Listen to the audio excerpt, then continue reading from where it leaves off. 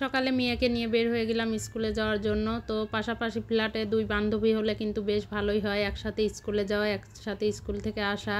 তো আয়রামণি আর তার বান্ধবী এই তো এখন স্কুলের জন্য 2টাকে নিয়ে বের হয়ে গেলাম। আর স্কুলের পাশেই এরকম সকাল সকালে টাটকা শাকসবজি নিয়ে বসে থাকে। তো এখানে খুব সুন্দর সুন্দর টাটকা শাকসবজি ছিল। হ্যালো এভরিওয়ান, আসসালামু আলাইকুম। আপনারা সবাই কেমন আছেন? আশা করি সবাই ভালো আছেন।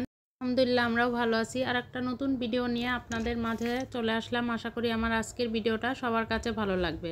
ভালো লেগে থাকলে অবশ্যই লাইক, কমেন্ট ও শেয়ার করে দিবেন।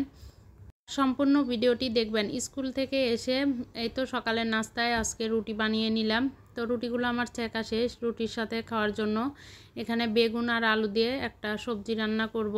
আমি এখানে বেগুন আর আলুটা সেদ্ধ বসাই দিব। এখানে পেঁয়াজ কুচি দিয়ে দিলাম, সাথে কাঁচামরিচ, লবণ আর হলুদ দিয়ে এখন সবজিটা আমি সিদ্ধ বসাই দিব। তো সবজিটা সিদ্ধ হতে থাক, এরপর আমি সবজিতে বাগার দিয়ে দিব। এখানে সব কিছু দিয়ে আমি সবজিটা বসাই দিলাম।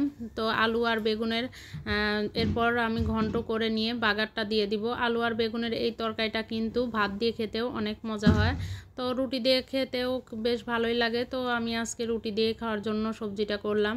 সাথে আমার হয়ে গেছে সবজিটা, আমি বাগারটাও দিয়ে নিয়েছি।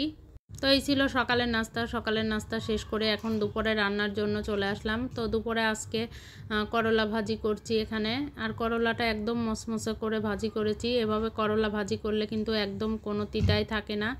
এরপর রান্না করব। আমি এখানে মাছ ভিজাই রাখছিলাম, তো এখন মাছটা রান্না করে নিব। তো প্রথমে মাছটা ভাজি করে নিব। তো মাছ ভাজির জন্য আমি এখানে কড়াইতে তেল দিয়ে এরপর মাছগুলো একটা একটা করে দিয়ে দিব। তো এই যে এখানে মাছগুলো আমি হলুদ, লবণ আর মরিচের গুঁড়া দিয়ে মাখিয়ে রেখেছিলাম। এবার সব মাছগুলো একটা একটা করে দিয়ে তারপরে রান্নাটা করে নিব। মাছ এভাবে তেলের উপর ছাড়লে কিন্তু অনেকটাই তেল ছুটে। তো এভাবে খুন্তি দিয়ে দিলে কিন্তু একটু হাতের তেল ছুটার ভয়টা থাকে না। তো আমি এভাবে আস্তে আস্তে করে খুন্তি দিয়ে দিলাম মাছগুলো এখন সুন্দর মতো ভাজি করে নিব।